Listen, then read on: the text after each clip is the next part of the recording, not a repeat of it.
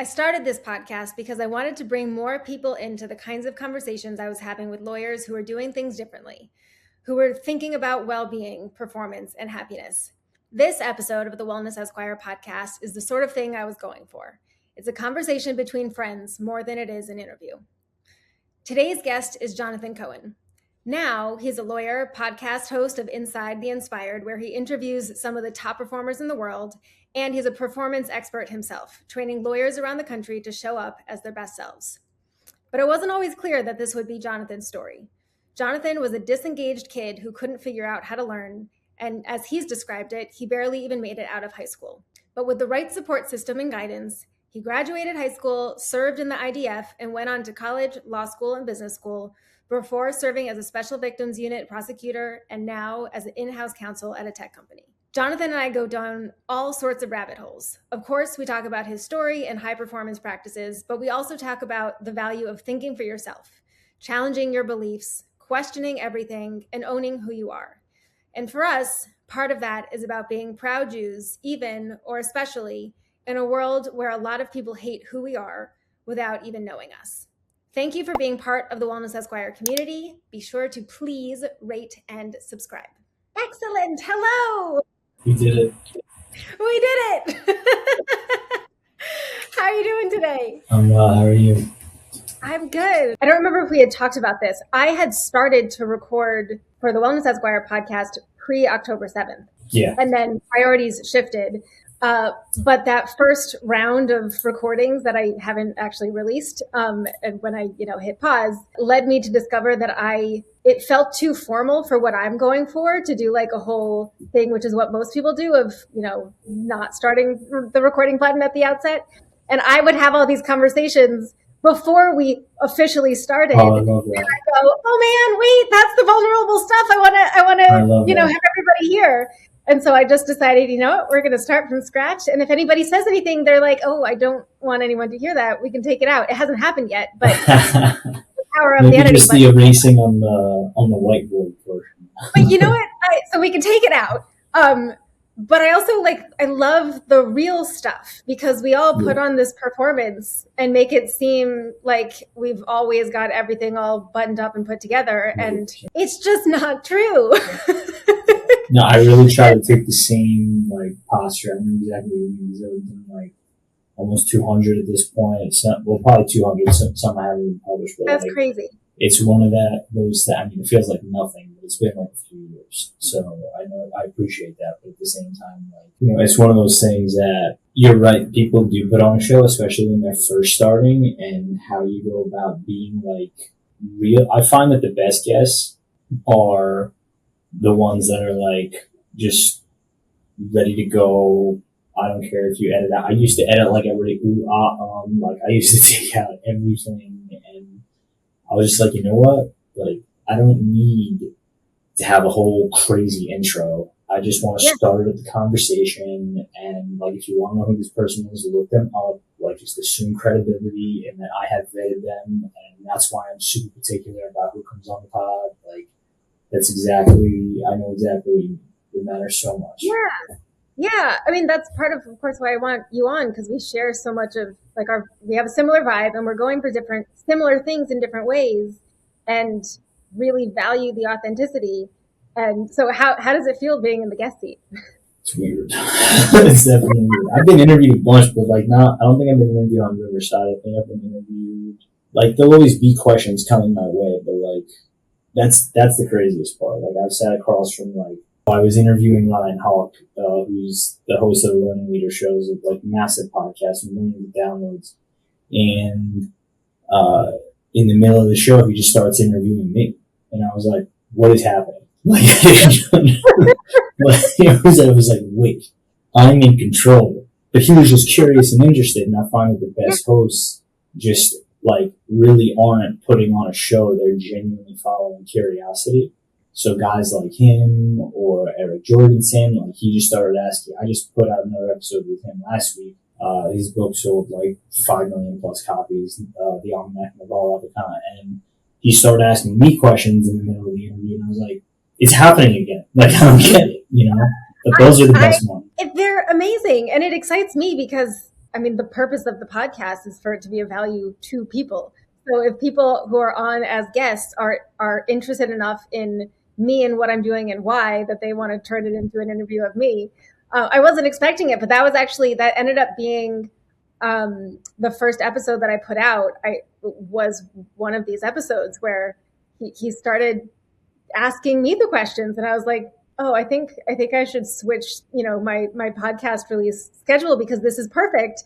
This, kind of provides the background to why I'm doing this. Thank you for for coming on as a guest so you could interview me. It was great. I loved it. Part of what's so much fun is, and I imagine you find this too, is just like, it's one way of finding your people. 100%. Yeah. 100%. Yeah.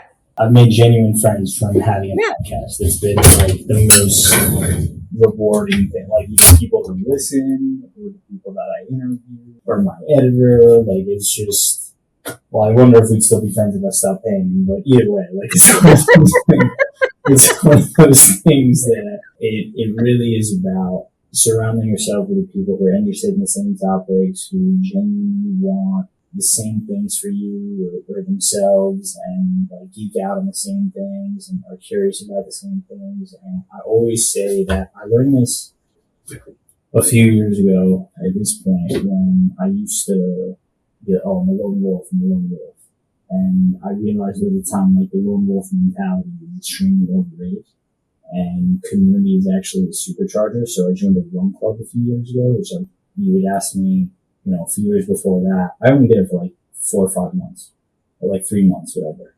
And if you would ask me like a year or two before if I was going to be like, no, I went alone, or like only with one friend, if we're at the intensity of like kind of just, I'm on a mission, like there was no chill. And then I find this run club where it's like varying skill sets, people better than me, people at my tier, people worse, or, aspiring to be better, whatever the right way to say it would be. This is the part that we edit, right now. You can do whatever you want. I just found like as a result, I got faster, I got better, and I realized like surrounding myself with these kinds of people, like finding my people, to put it, like that is what brings out the best in me. And it's not a group thing. It's really like the amplifying of the best sides of who you are, because you're surrounded by like-minded people, and you don't want to be in an echo chamber. But at the same time, like especially as lawyers, we know this, right? It's always about argument, counter argument.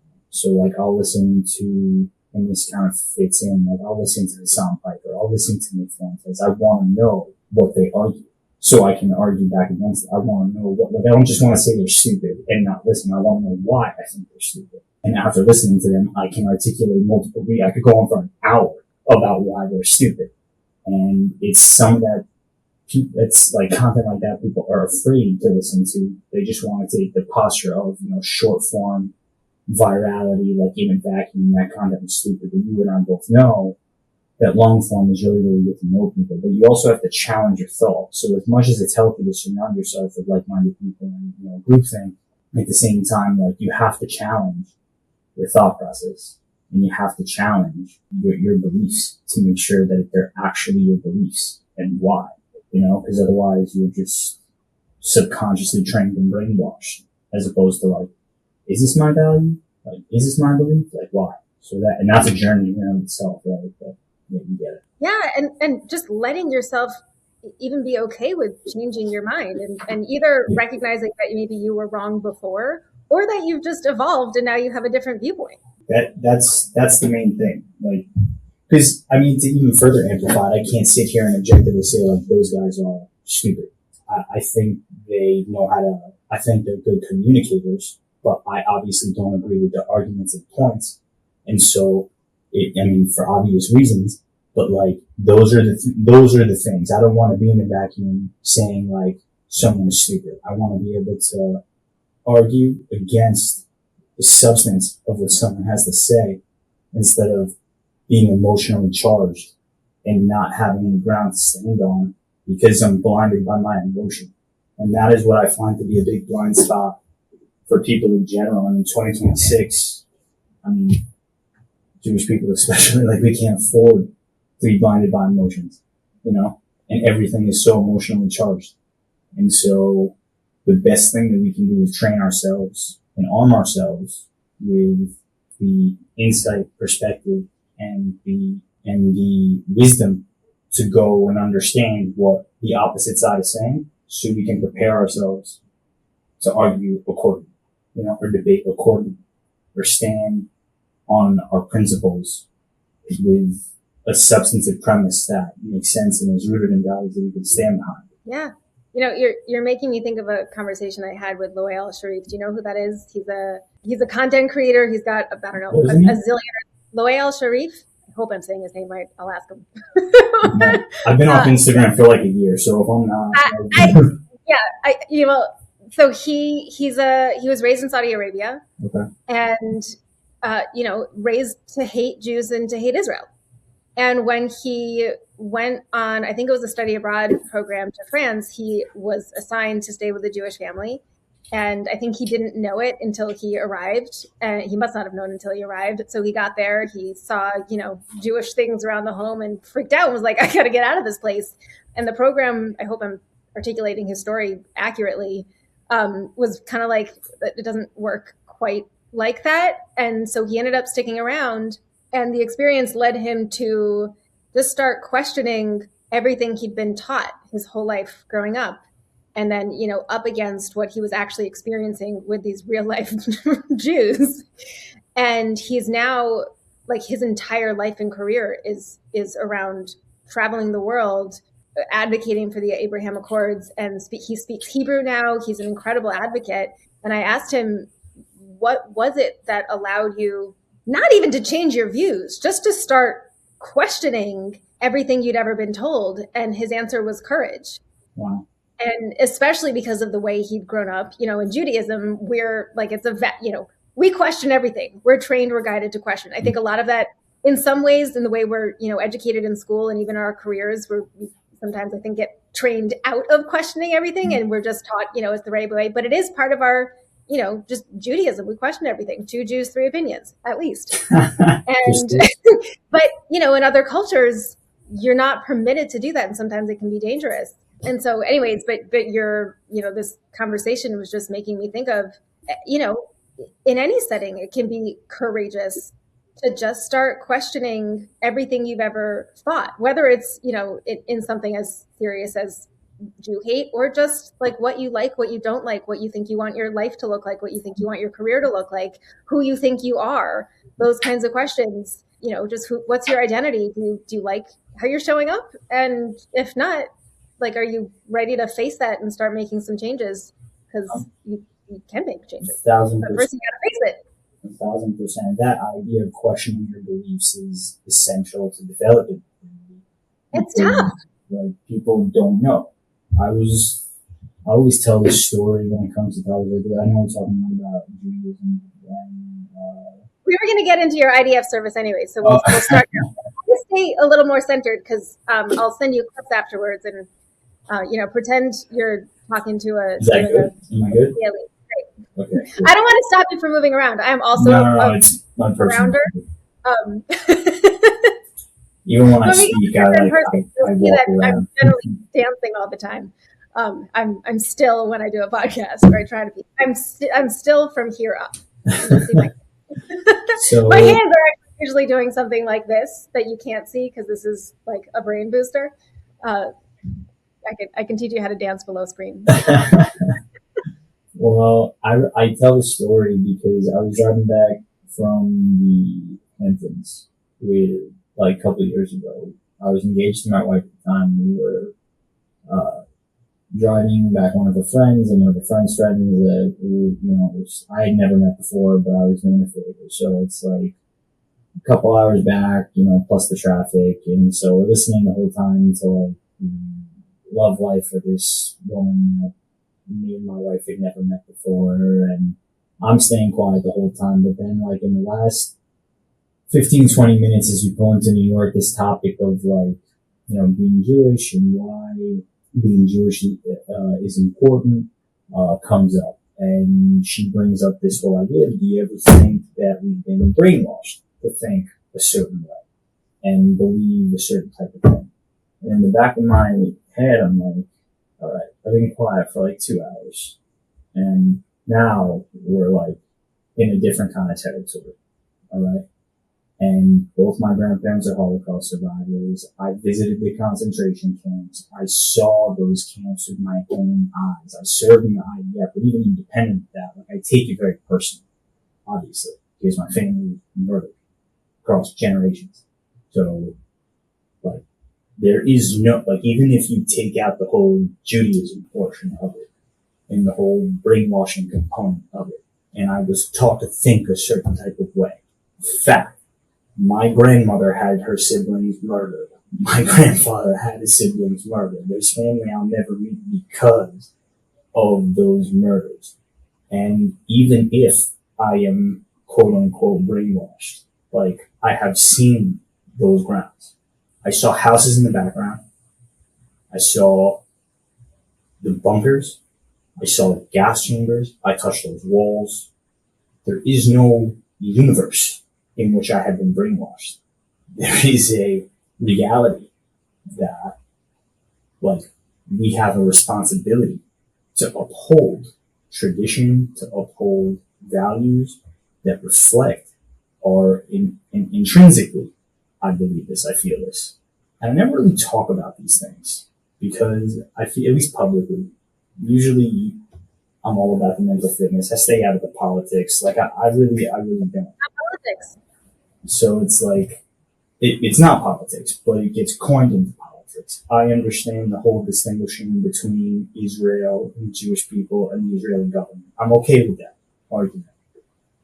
You know, anti-Semitism versus like not liking the Israeli government and their decision making. I understand that very, very much. I'm on board with that argument. Do what you gotta do.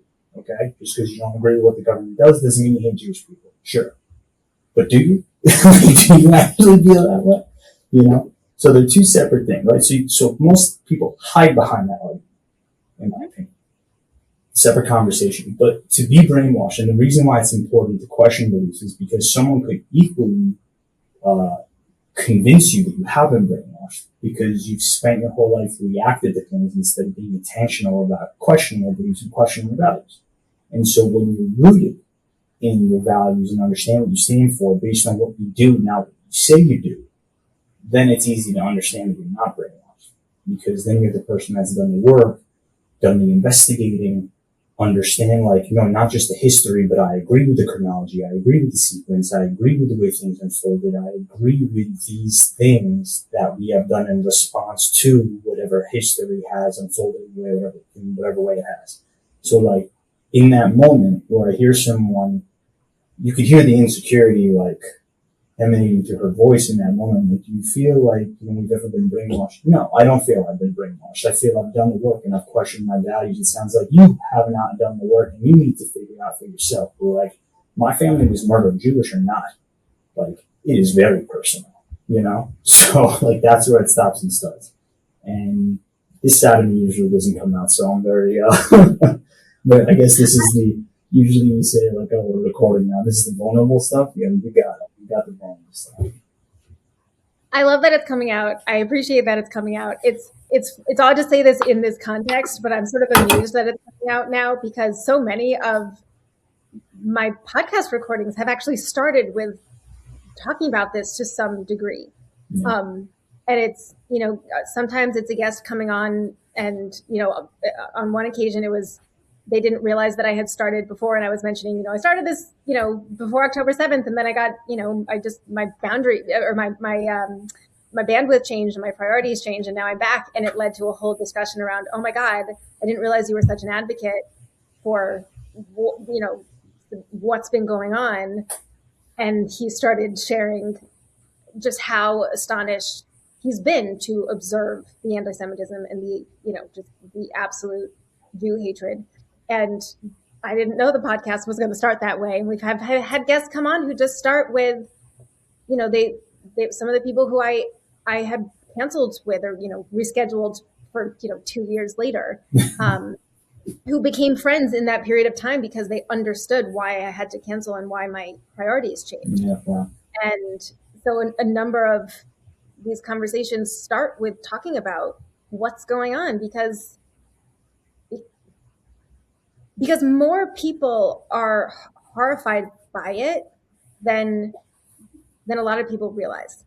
There's the relative few of us who speak up about it on every possible platform, and then there's more people who also allies. It's not just Jews who are horrified and are actually looking for ways to speak up. I was just on someone's podcast, and she's going to be out on mine in a couple of weeks.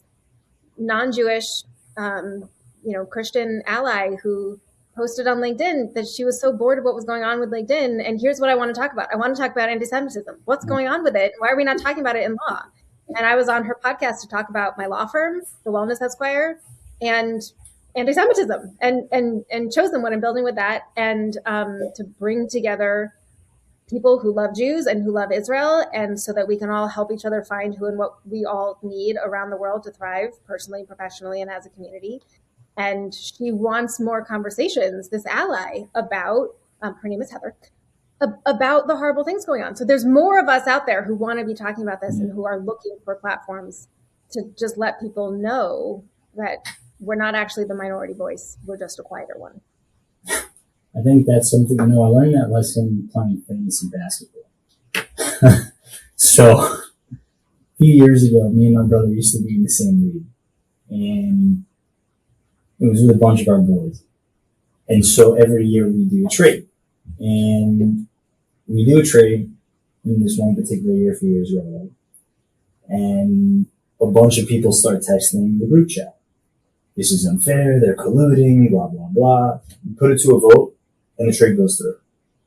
And so I learned in that moment, just because you're louder doesn't mean there's more of you. And then as I've seen over the last few years, the same thing unfold with everything since October 7th. I mean, I've learned it since, but since October 7th in specific, it's a quieter majority. You've seen it unfold in elections. You've seen it unfold in many different areas over, in geopolitics and otherwise over the last few years. But being a quiet majority isn't necessarily a bad thing, but people don't feel it's necessarily safe to speak up, right? You may not want to speak Hebrew in a public place because you're afraid of what happened in California and San Jose a couple months ago. It may happen in New York, or in Paris or wherever. And these are real things, I'm a trained martial artist. I'm physically very capable, and I can't pretend to fight off 10 people at once. You know what I mean? So there's those elements of reality where you have to be very mindful of, even if they're a quiet majority, inaction is a real thing. And so that quiet majority could still believe, but again, values are what you do. And so unfortunately, many people do not act in moments that require action. And that can create an unsafe reality for people. So it's great to have a space where we talk about it, but at the same time, what do we do about it? And for me, that is really, a sticking point, especially as this war is fought on many fronts. Social media war, the information war, the actual physical war, right? And so how to, the refugee aspect, there's so many different elements that go along with this that people are not aware of.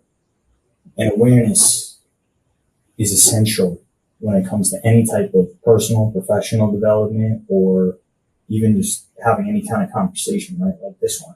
I'm sure in the first few minutes we've illuminated some of the audience things that they weren't aware of, just like they could illuminate us to things that we're not aware of. But that's where it starts. I didn't know that. Well, now you do. Now what do you do about it? So it's great to talk, but I think a big part of it is what do we do? And, at least conversations are a great place to figure out what actions we could take. So hopefully by the end of this conversation, we could leave the audience with a couple different actions that we could challenge them to take as a result. Yeah. Well, I think some of the action it does start with talking. It starts with, there's so many well-meaning, highly educated, good people out there who just don't know. And maybe they have a gut feeling that there's something they don't know, and or maybe they just have no clue. Maybe they were brainwashed. There's all sorts of versions of, what's going on out there. But when we can, I think one of the goals is, it's not necessarily to change someone's mind in the moment, but if we can just leave someone with a question and a little curiosity, and they can be drawn in. I changed my social media strategy, I want to say about 14 months after October 7th. Starting with October 7th, I for about 12, 14 months, I think, posted 99% just about anti-Semitism in Israel. And that was I can't call it a strategy at that point. It was just what I felt I had to do.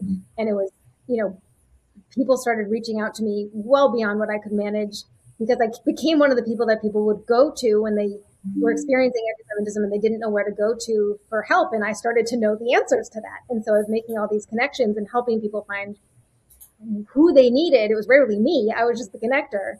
But then about 14 months in, I started getting back to talking about the other things that are part of my life and my story. I started talking about, being an attorney with a really complex health history. I started talking about the Wellness Esquire again and figuring out how to get back into talking about lawyer well-being, and just talking about other aspects of who I am and what's important to me and how I got here in my journey. Partly because I've got businesses to run, LinkedIn brings me a lot of clients. In fact, I think in large part, it's really stemmed from me speaking up more and more about who I am and what I believe in. Wow. But part of that intentional strategy shift was also about, well, I want people who are interested in what I'm talking about because of, my health and the lawyer well-being and these sorts of things.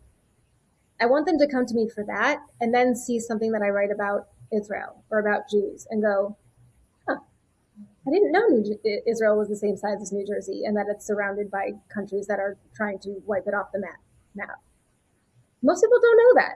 So I want people to come in and be interested in something else that I have to say and then just go, why? I had no idea. I didn't know that, every building in Israel is required by law to have a bomb shelter. Why would that be? Oh, because all the countries around it are trying to kill people there? So, it starts with just dropping a little bit of information for people to, in a way that's more accessible, I think, for someone to start just looking into a little bit on their own. And then the more people we have who just understand a little bit more about the actual facts and who know Jews and who know Israelis and can see what we really look like in real life, then more people have experience with us. And, we become less alien. That's not the only solution. There's certainly plenty of people who have experience with Jews and Israelis and are still anti-Semitic and dangerous for us. But some people, just once they start to get a little exposure, like Loe, who I mentioned before, that can be the beginning to more safety for us and for everybody. So shifting gears a little bit.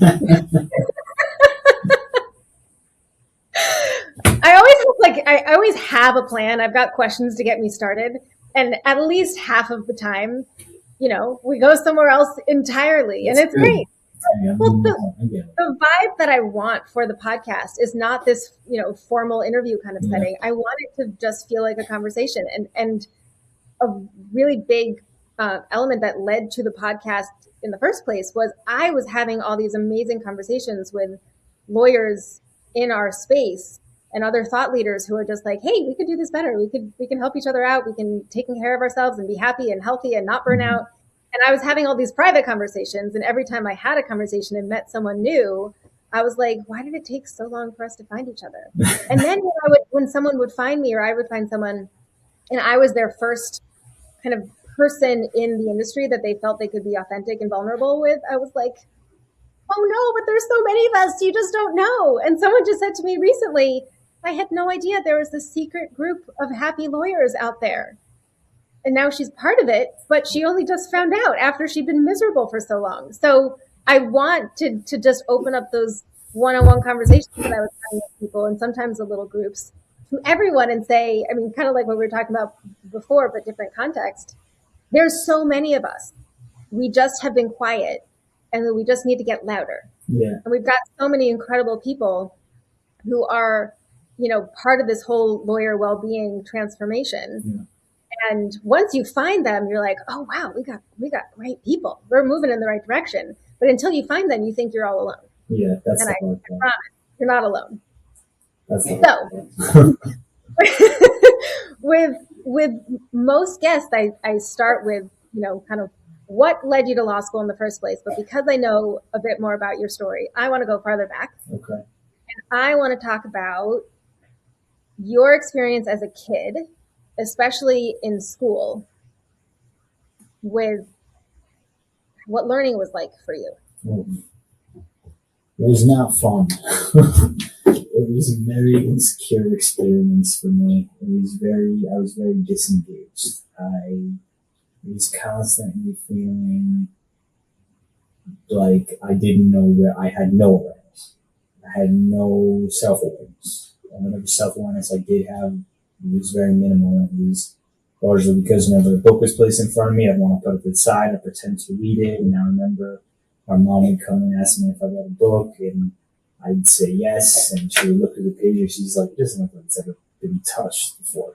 And sometimes I'd even just pick up the book just to mess with the pages just so someone would think that I read the book. And it was a very difficult, I didn't see words, I didn't see ideas, I didn't see or comprehend concepts at all. They would just go over my head. And I felt like whenever I did try to pay attention, like I was, 75 minutes into a 90-minute movie. And it was very difficult for me to have any relativity as to whatever the substance or whatever content or topic was being addressed in school. So I would have tutors around the clock. I would have after school support. I was placed in the level 2 learning. I guess there's like level 1, level 2. I'd be placed in the lower level of learning. I don't really remember what it was called. And it was difficult for me to really understand things because nothing made sense. And so the things that did make sense were like playing basketball with my friends or talking to girls or music. And so that's what I gravitated towards. And my report card reflected that. And so naturally, when it came time to apply for school, it wasn't an easy process. I had critical thinking issues, I had reading comprehension issues, and so that can impact your identity and impact the opinion that you have of yourself. And so you make insecure decisions and you self-sabotage in the form of people-pleasing and hanging out with the wrong people and procrastinating. So learning was a very arduous experience because nothing interested me, and any shot that I had at trying to understand was not really possible because there was I didn't care to. There was no intention to. And it wasn't anyone's fault. It wasn't it definitely was for lack of trying. But that's largely what it came down to. No effort on my part. And especially when I reflect on it now, I know there was no effort on my part. And it was hidden behind a mask as a learning disability. I remember I was hanging out with, one of my friends when I was in law school, and she was like, you don't have a learning disability. And it was the first time in my life anyone ever said that to me, and I realized, like, maybe I don't.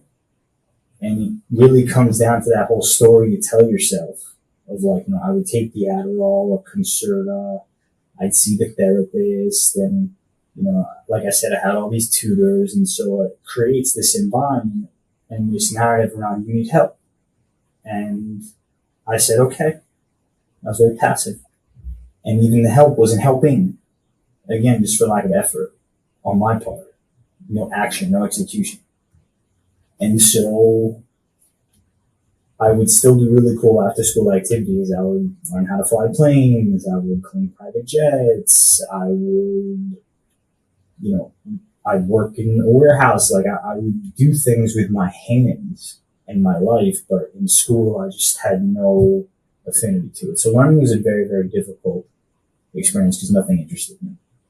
And no one, I think, really created a space except for like one or two tutors and my parents. All the credit in the world to my parents for fostering an environment that like helped me limp through high school to get to where I'm at today. But it was really tough. It was super tough. So how did you go from that experience where you didn't care, you were struggling to connect with anything, you weren't really learning anything, to, of course, you then became a special victims prosecutor, now you're an in-house tech lawyer, you're a sought-after speaker on performance. Between high school and college, you served in the IDF. So connect all these dots for me. How do you go from, I just don't care about anything and I'm not able to learn, to now? Thank you for all of that. I'm very humbled by that. I think a big part of it is that I'm very fortunate to have angels in my life that believe in me. And it would be a tutor or it would be my parents that just did the work for me in many ways. They helped me find this. I remember the day my guidance counselor, my high school guidance counselor said, there's a school I think you should apply to called Muhlenberg. They look at students like you, they see the potential, and I think you're a prime candidate for an education at Muhlenberg. And then I had another tutor who said, Jonathan would interview really well, and it won't come across on paper. So you should have him interview at all these schools and see what opportunities come from there. So I remember driving up to Muhlenberg with my dad, and there was this, for the interview, and there was this woman, and my mom actually, if I back up even more, my mom actually had the idea to interview during winter break because the holidays, everyone was in a good mood. Remember Christmas, happy holidays, all this high energy, right? So it's winter break at college, and so I'm like a junior in high school, senior in high school, I guess senior, and we're driving up, and I'm going back and forth with my dad on potential interview questions, and then we pull up, I see this woman struggling with her boxes, I help her through a couple of doors, she's super thankful, ends up being my interviewer, and she doesn't stop talking about how I helped her with the boxes the whole time. Saw my SATs, said, it was good enough, saw my GPA, said, we'll figure something out. Fast forward, she calls me up a few weeks later and he's like, look, I'm not going to be able to take you. I was like, what can I do? Like, this is the first shot I've ever thought that I could have a gun in college. Like, what do you need me to do? I'll do anything. He's like, you could talk to the dean of admissions. Fast forward again, I end up interviewing with the dean of admissions, and my dad is the one that actually spoke to him, and because the dean wouldn't meet with me at first. And I remember him telling the dean, he's like, when was the last time you met with someone for 5 minutes and changed their life? And so the dean met with me, and the 5 minutes turned into 45 minutes. And at the end of the interview, he goes, look, Princeton just came out with this article about taking a year off is a very, positive life experience. And maybe that would be what's most beneficial in your case. And so I was like, am I going to get admitted if I do this?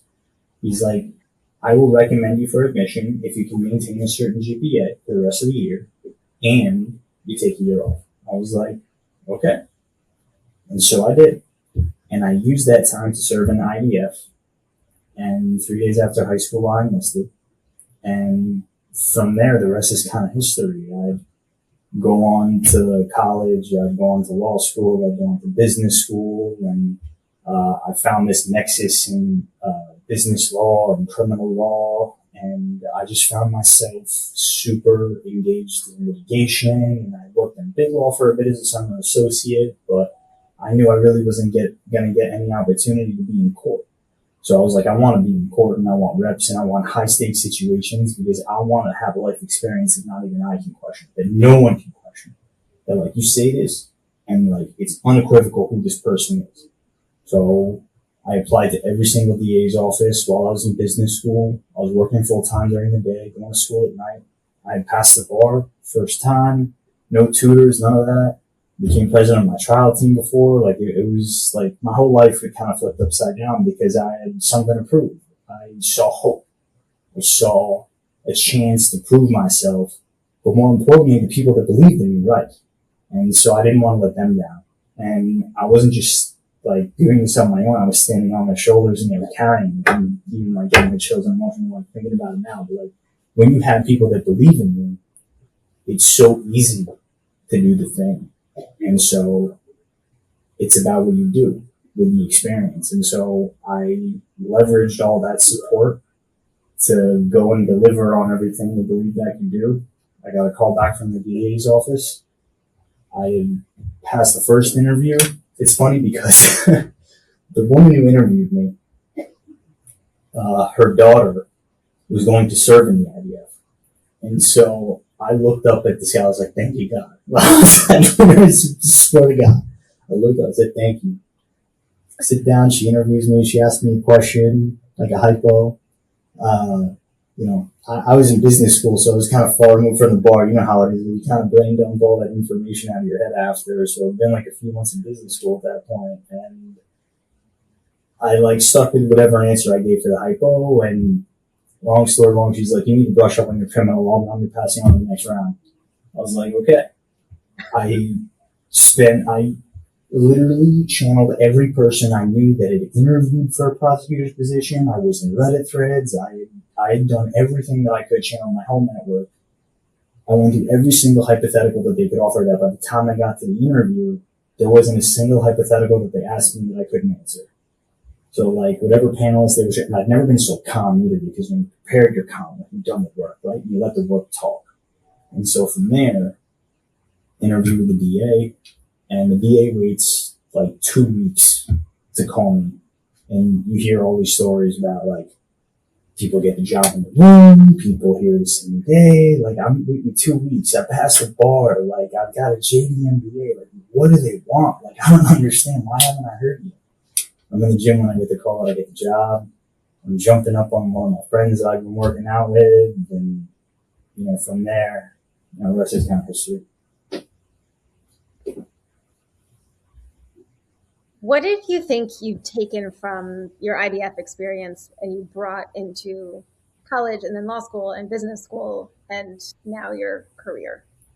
It's funny because the DA asked me the same question. And for those 2 weeks, I thought about whether I gave the right answer. Okay. What answer did you give? Or what answer would you give now? Is it the same answer? It's the same exact answer. Adaptability. Because the ability to sleep in the desert for days on a gun magazine or a backpack when you got like the wind like blowing over your sweat and you're freezing, or you wake up with like a scorpion in your uniform, or you're eating out of canned tuna, or you're learning how to shoot a weapon in another language, or you're running towards a mountaintop in the middle of the night with dogs chasing after you. Like there is a whole other level of you must do what is required and be prepared for anything at all points. And so if I have to give the keynote, I can do it at any point. If I have to manage a crisis, I can do it at any point. If I have to, and that's why self-regulation has become so important, because I have learned that part of being adaptable is how to stay calm under pressure. And part of being calm is having a competence around the topic or content that you want to address and or have the expertise in. And so I spend my time developing competence that helps me stay ready and helps me stay adaptable. And so for the most part, I've learned that there's only so many levers that you can pull in any particular situation. And so if you understand those levers, it's easy to understand which one needs a bit more pressure than the other. But usually, there's this great sentiment, let the first word be your breath. And so breath work is a real thing in wellness, in performance, in anything, understanding that the breath is the physiological lever of the body. It can heal you, but it can also help you and it can regulate you. And so understanding this, you can't necessarily breathe your way to success, but you can calm yourself down. And so that has been extremely important in how I've taken those lessons from the IDF in terms of, wake up, shine your shoes, brush your teeth, shave, clean your gun, be ready, stand at attention. Understanding the value of time is extremely important.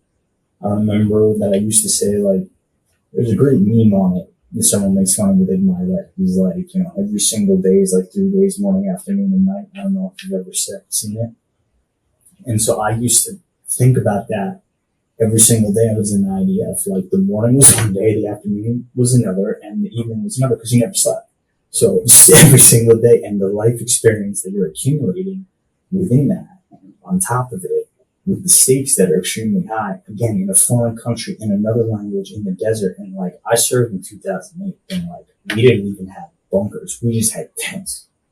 I remember after our advanced training, the graduation portion, it was so hot outside, we hadn't slept for 3 days. We tried rolling up the sides of the tent. It was too hot. We tried keeping the tent down. It was too hot. We tried running to the shower to put cold water on towels. We would put them on our bodies, and the towels would dry up in literally a second. So we just couldn't sleep. We were sleep deprived for days. And you just learn how to perform and deliver in moments that it counts. And so the IDF has taught me to stay adaptable, and it stays with me every single day.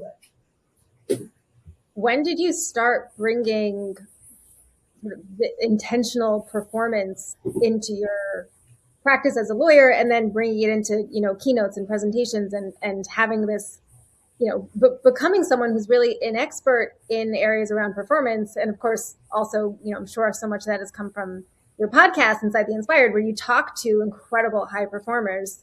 But when did that become such a key part of your life? I think a big part of who we are as people is about connecting the dots in the different aspects of our life.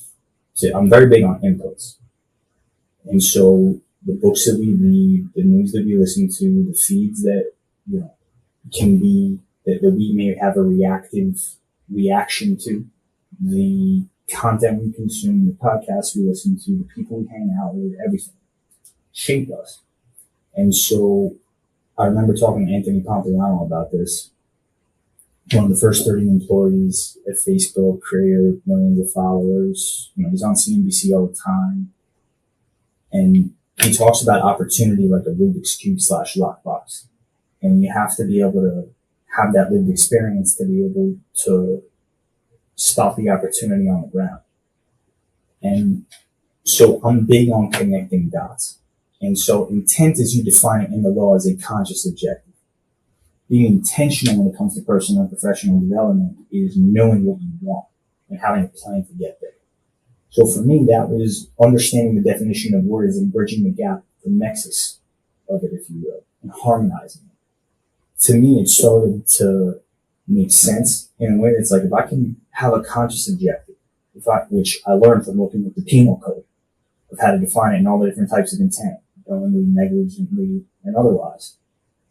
It started to help shape my worldview, where it's if I could know what I want. And again, vision is also super key in personal and professional development. And specificity is key. So you have to be intentional about the specific thing that you have a vision for. And so again, that conscious objective to have the back of my mind to get the thing that I want and being specific about it. And then again, the execution of it, taking action on. These things are the foundational elements that I have bridged and helped create a platform to build everything else that I want on top of it. So bridging that gap has largely been about connecting the dots in my life and looking for the patterns within it. So the performance optimization, if you read enough personal development books, you kind of see what they're all the same. And so at some point you realize, do I have an opinion on this thing? There's a difference in every creator's journey around reporting and then synthesizing and processing and then opining on and becoming an authority and a thought leader. And so I just found that in the beginning of the first like 50-ish episodes of the pod, and, you know, starting with the intense physical training, you know, from the first marathon to the 10th to, you know, the first book to the 100th, there was all of these patterns that I had spotted that to me was like, this guy's just saying what that guy's saying. Well, who are they both citing? Oh, that guy? What does that guy say about it? Well, I kind of disagree with what he says. What do I think about it? And then you go from just saying what someone else said to, this is what I think about the thing. And so, again, connecting the dots through lived experiences and inputs, and then synthesizing and processing information and reasoning around the information has helped me, again, find this harmony among all the different aspects and layers that make up who I am, to then deliver an opinion based on talking to this person, reading this thing, listening to that thing, running that hard, you know, waking up this early, staying up this late, eating that food. This is what works. This is what gets me this outcome. Having enough awareness around like these inputs, these outputs, because I've learned not to optimize for like things, but for outcomes. And so when I do things, I really try to be intentional about what I am getting as an outcome.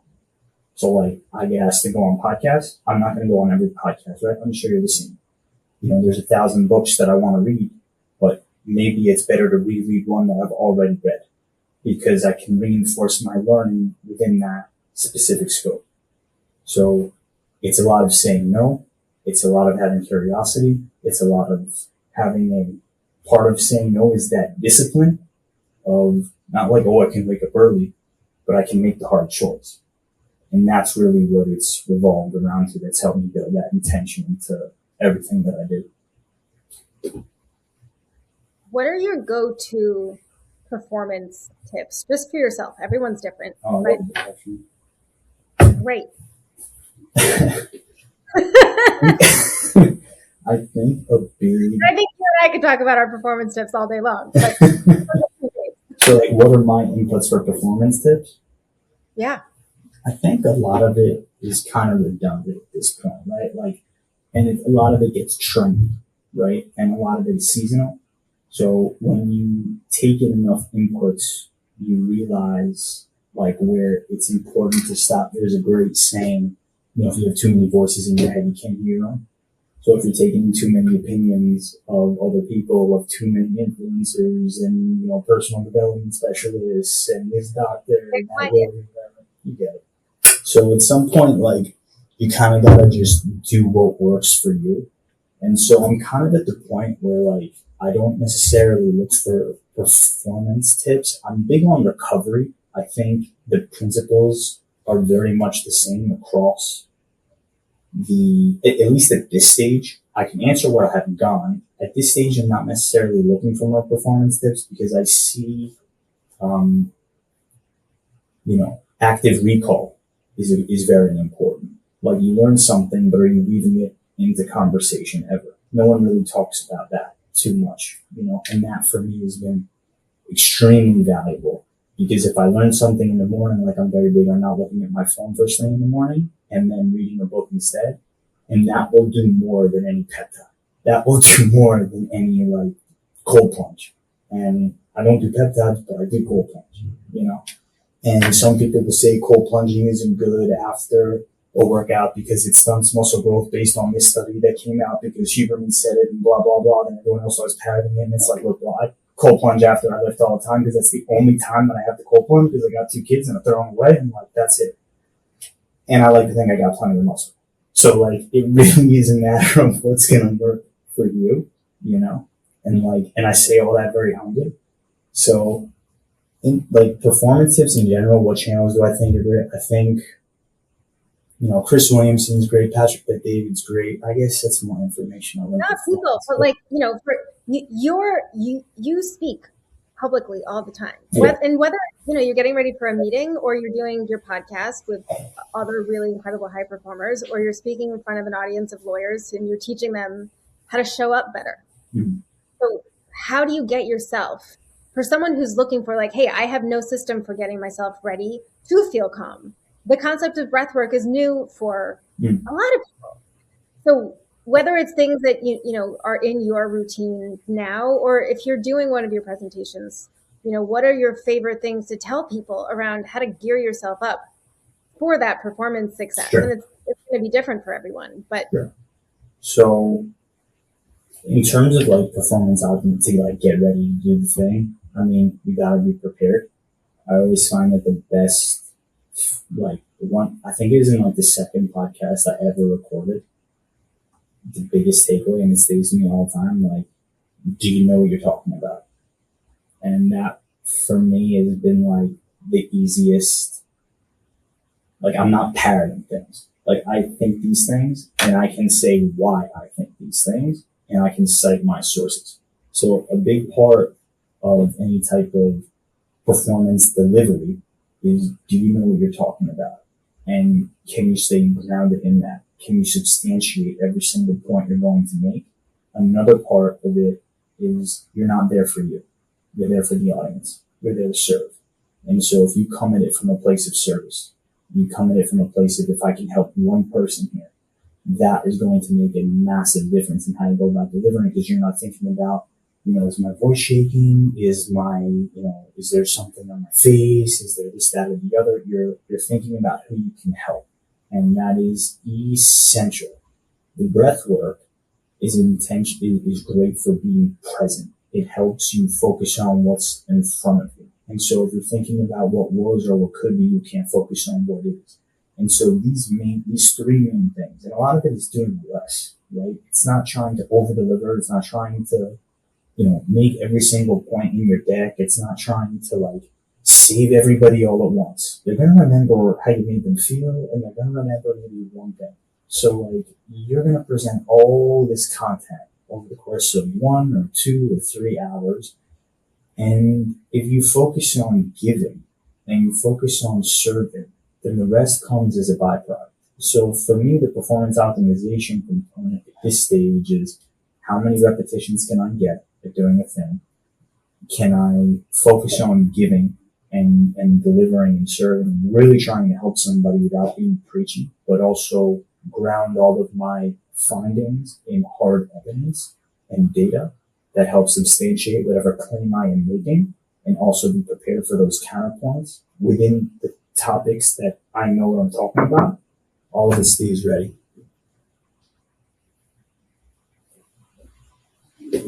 you have to go? No, I'm okay. So I'm just saying bye. Okay. And okay, so you mentioned recovery. We don't tend to think about recovery certainly in law, but I think overall just in our professions. And, you know, you're an athlete, so perhaps part of maybe a lot of the reason behind you thinking about recovery is because you're an athlete, and then you can apply that to your work.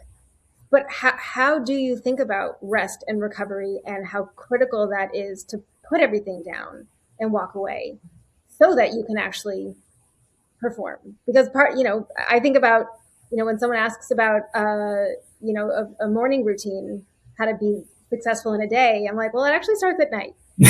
Great. You're right. I think recovery is a thing that gets lost on people because they think it's passive. Recovery is something active. And so we think that when we are sleeping, we are not actively recovering. But think about how hard it is to like go to sleep. Like you can be in bed, be on your phone, maybe toss and turn. Like there's effort that has to go into it. You gotta prep yourself, right? You gotta prep the night before. You gotta calm yourself down. Recovery is an active thing that we have to do. So I am, for better or worse, I've been like redlining my body for the last 6-7 years, maybe a little bit more. And I didn't take recovery too seriously over the last few years. And I'm definitely paying the price for some of it now, in the form of a sports hernia, some labral tears, like hip and pin, like all this stuff, whatever. So like there's probably some surgery in my future. And there was a point where I may have been more stressed about it probably a year ago. But at this stage in my career, I'm very grateful for it because I know that with all the ambitious goals that I have coming up, it will give me the time to recover so I can get my body to a place where I can perform. And so when I say recovery is active, something I talk about in my seminars is the stress management ecosystem, which is this idea of all these different tools that you can leverage to help actively recover. And so similar to how an athlete would recover in an ice bath or a sauna after a hard workout, you can have it's very similar in the sense that mentally you can actively recover by having a conversation with someone that you love and really taking solace within that conversation.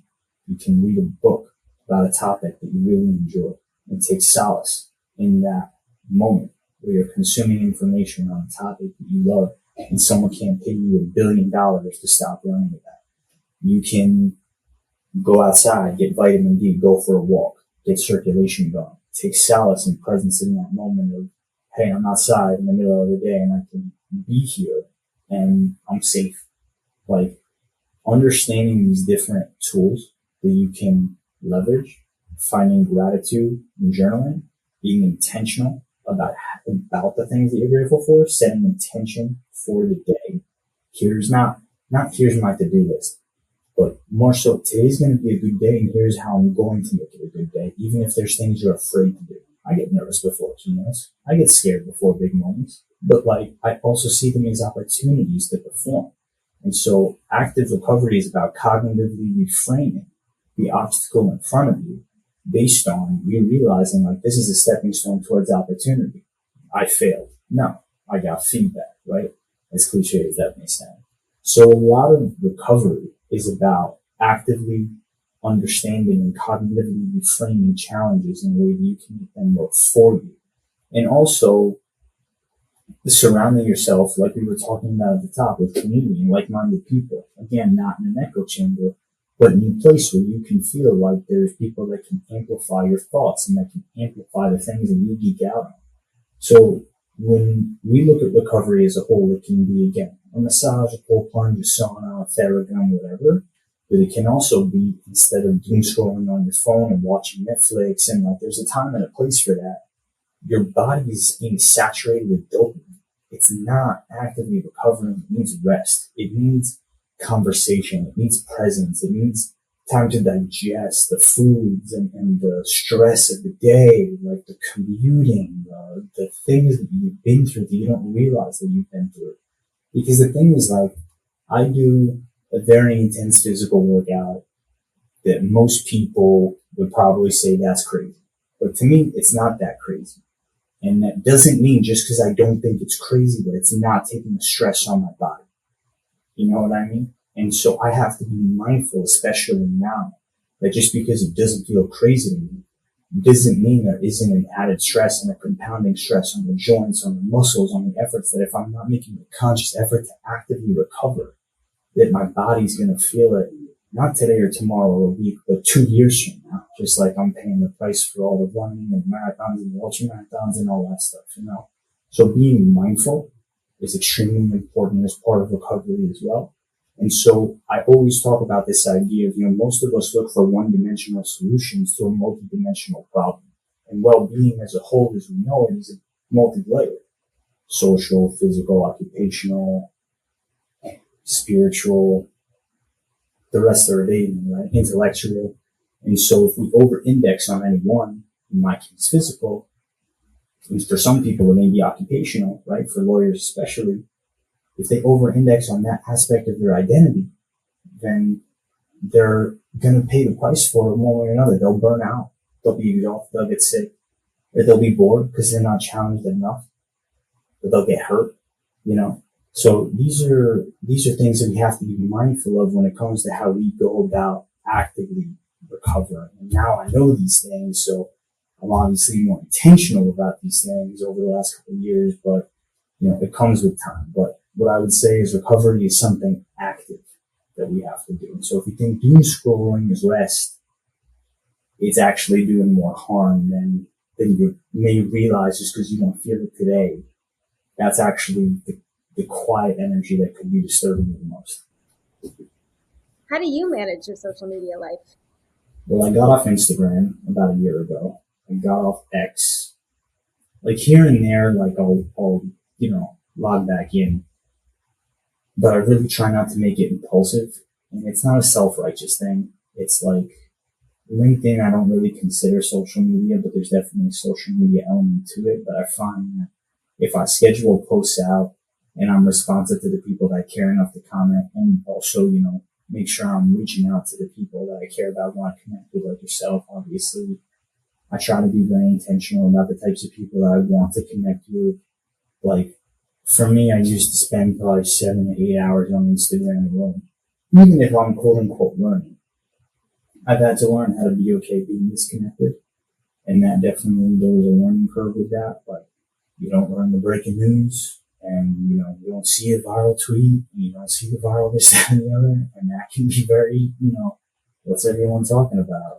But I get over it. I also don't drink alcohol either, so now the Instagram, like versus out, it's not that much different, and it's been a few years of no alcohol.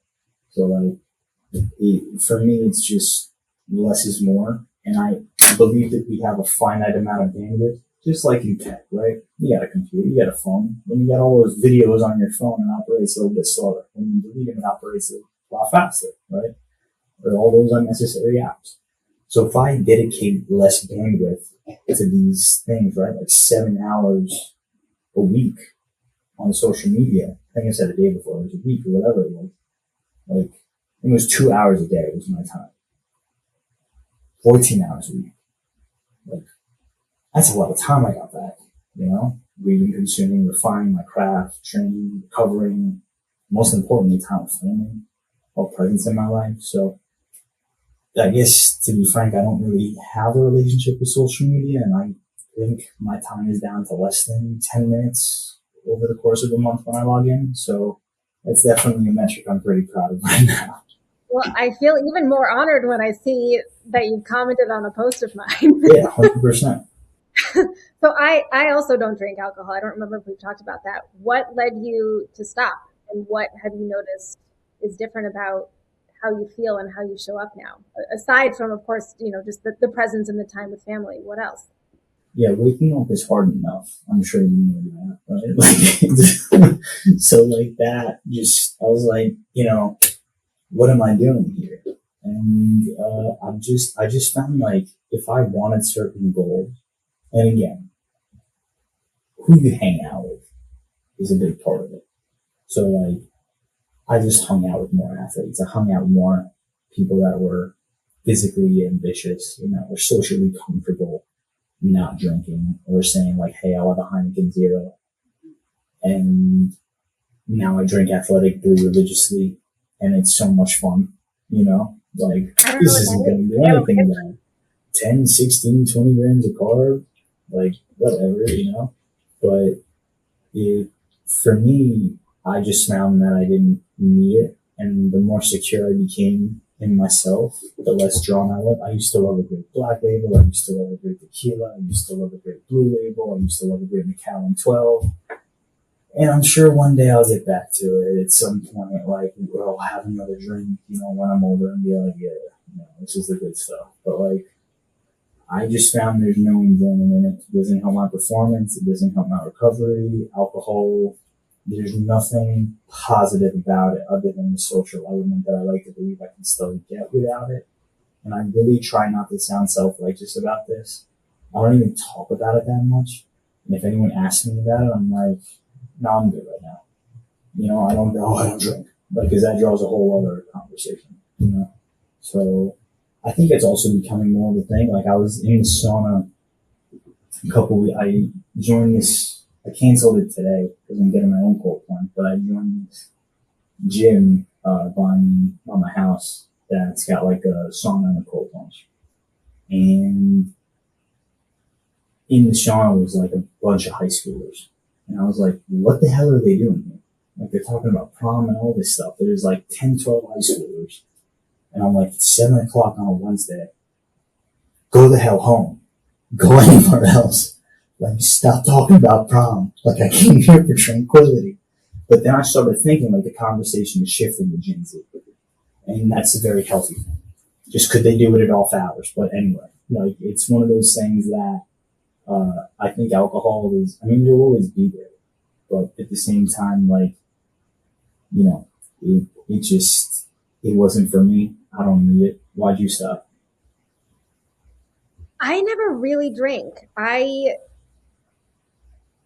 don't know if I would have been wired to drink more if I didn't have the health history that I had. I drank a couple of times. I mean, when I was younger, I was a goody two shoes type for most of my life. So, it wasn't even on my radar, I think, in high school. I had no idea what was going on in high school. If you asked me what was going on at parties, I probably would have said, what parties? Were there parties?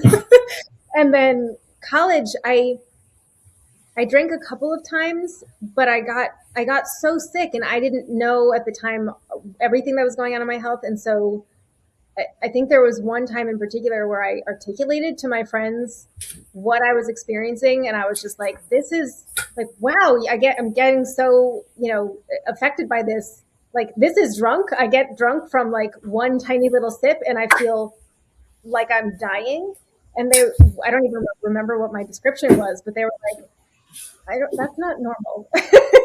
And then later on, I think I drank a couple of times in law school. And just when I got more answers about my health.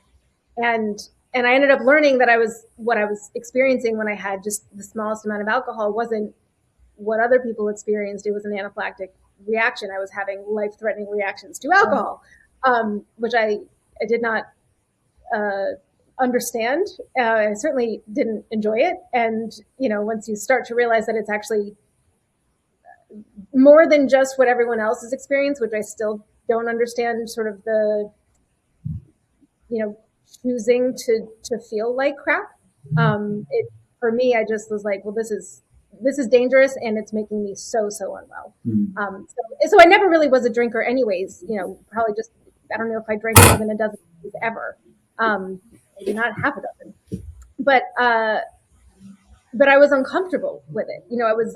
I think it helped me to have a health reason when I was in contexts where everyone around me couldn't fathom a world in which they wouldn't be drinking. And I remember, a couple of circumstances that stand out in law school in particular, where people were just like baffled by it and said some things that were just, now in hindsight, I'm like, that's bizarre and also very concerning about you. Yeah. But at the time, it shook me. And so, not in a way that would have changed my own behavior, just I felt like a weirdo. Yeah. I was the only person that I knew, at the time. I think, everyone around me was drinking. And so I just felt like the oddball. And I just would have been jealous. I would have been like, damn, I wish I was that secure. I was so insecure, but too insecure to even admit it. And yeah, so, the biggest flex of them all. So it's not, it's not that it wasn't I stopped drinking, but there was this transition where I became comfortable with not drinking. And even more so, actually, once I became healthy, which started in the last 3 or so years, I think we've talked a little bit about neuroperformance training, which changed my life from being really, really challenged with my health to now feeling healthier than I ever thought would be possible for someone born into a body like mine. And since I became healthier and stopped having all these life-threatening reactions, I've tried like a couple of tiny sips of alcohol to be like, so what are people talking about? And I don't care for it. Yeah. And I like water. I like water. I like tea. I like, a nice green juice. And I've had to actually train myself.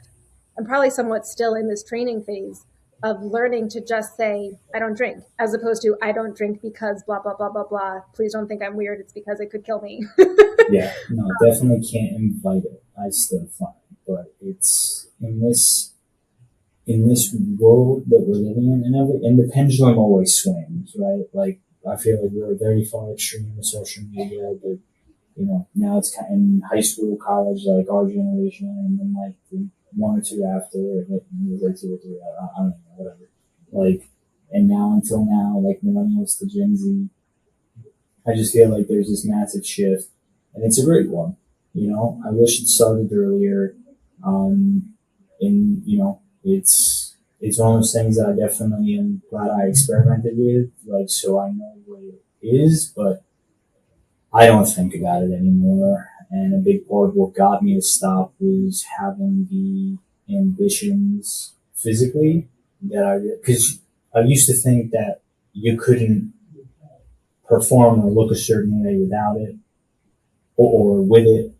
And, it just wasn't something that meant enough to me at the time. So as I shifted, I was like, I actually feel way better. And that pleasure, I guess, of feeling better way more than the pain, and like having life without hangovers is so much better. I don't even think I've said the word hangover in like No, as you said that, I was like, that's the word I was looking for, hangover. That's how little. But I think you're right. I think we are trending toward less drinking in general. And I hope it's, maybe a year or so ago, I posted on LinkedIn about having had, to me, a really bizarre experience when we were in Greece, where the hotel owner just like could not accept that I didn't drink and wouldn't drink, and he was trying to force it on me, and it was a disgusting kind of experience, and I was pissed off about it. It was bothering me because it was like day after day after day, and I posted about it, and I got such an enormous positive response. First, part of it was just like, no one should care so much about whether you're drinking or not, but it was more people saying, I don't drink, and some version of here's my story. And others just, whether it was in the comments or DMs, people don't want to feel like weirdos. And especially in law, there's so much drinking. And so much of the response that I got was, appreciation for finding someone else that doesn't drink. Yeah. And I feel like we keep coming back to this idea. There's actually more of us who are aligned than most people realize. It's just that we're not shouting it out. And I've had guests on the podcast who have their own, stories with alcohol. And some of that is, people who either identify themselves as alcoholics or recovering alcoholics, or who have changed their relationship with alcohol. They don't use that term for themselves, but they recognize that it was really bad for them, and now they don't drink. Mm-hmm. And and now also, and there's a lot of lawyers who have struggled with it tremendously, mm-hmm. and maybe want to stop or don't want to do it, but don't want to feel odd at networking events. And I certainly, I've gotten here without drinking. You can do it. You're not drinking. It's going great. You're right. It's one of those things that like I don't want to say hide behind, but they don't know how to relate or bond if the first thing is, hey, what are you drinking? I'm actually gonna, just get a club soda, or I'll get I really do want the non-alcoholic beer, but that's gonna start a whole conversation. So I'll just get the club soda because I gotta drive. You know what I mean? It's not really intended to be like a conflict thing, but it's been a few years since I've had, I'll still do a glass of wine on Shabbat, but or I'll do the blessing, and I haven't finished the glass of, maybe one glass I finished in the last year, but I haven't had hard liquor in years. I haven't had beer. I lost a bet last year. I'm never betting on alcohol again because I was super confident. The year the Mavericks versus the Celtics in the finals, 2 years ago, I bet one of my colleagues that the Mavericks are going to win, so I owed him a beer and I paid it back 6 months later. So I had that one. So that was my only beer in the last. But I remember I was like, I'll never do this again. I don't care. So. And look, nothing happened. And again, it's not a self-righteous thing. It's just one of those things. It's like, look, I got goals. I want to perform at a certain level, mentally, physically, emotionally, spiritually. I like to be in control of the controllables. My decision-making, I just find I'm at a whole other level without any distraction and substance to, guide my decision-making one way or the other. Because people don't think about first, second, third order consequences. They don't think about ripple effects. And so, it's not just the drinking, it's the next morning. And it's not even just the next morning. It's all of the other chips and snacks and foods that we're going to eat and all the stress that it puts on our body. And, like, it's just the body doesn't want to digest it, like it literally is, like, what did you just do? So like, and I feel that. And then you feel it for a couple of days after too, especially the older you get, at least most reported, so it's, for me, like, just a non-negotiable at this stage. Like I said, I'm sure I'll have a glass of whiskey or tequila at some point in the future, but I've been to the south of France in the last year, and I haven't had more than a sip of wine. And I've been to Italy in the last couple of years, Lake Como, and didn't have a sip of nothing. I didn't get to taste the fine liquors of Italy. And, I'll eat anything almost. It's, not seafood or pork, but like it's, that's just where I'm at. And I just find that's what works for me. And like, I gotta live with my body, and my mind. This is where I gotta be the most comfortable here in my head, physically in my body. And when I'm comfortable in my body, I'm a very tough person to stop, So that's really where I try to live. Ooh, I like that. When you're comfortable in your body, you're a tough person to stop. Okay. Right. Well, we could go on like about a zillion more topics, and maybe we'll do that another time. But I think you just nailed sort of that's gonna, maybe that'll be your episode title. Is there anything else that you want to share, either about your journey from being the kid who couldn't learn to now the guy who teaches others to perform at their highest level? Wow. While practicing law himself. Well, I'll say thank you so much for the opportunity to have this conversation with you and talk about these topics, from Israel to high performance. I think the one thing I would share is rate, review, and subscribe to the Wellness Esquire, because every single one goes a very long way. I really love the mission. I really love this conversation, and I can't wait for the next one. Thank you so much. Thank you so much for listening. I hope you enjoyed. Please be sure to check out the links in the show notes and to rate and subscribe the podcast. I hope you have a wonderful day, and please remember to be kind to yourself.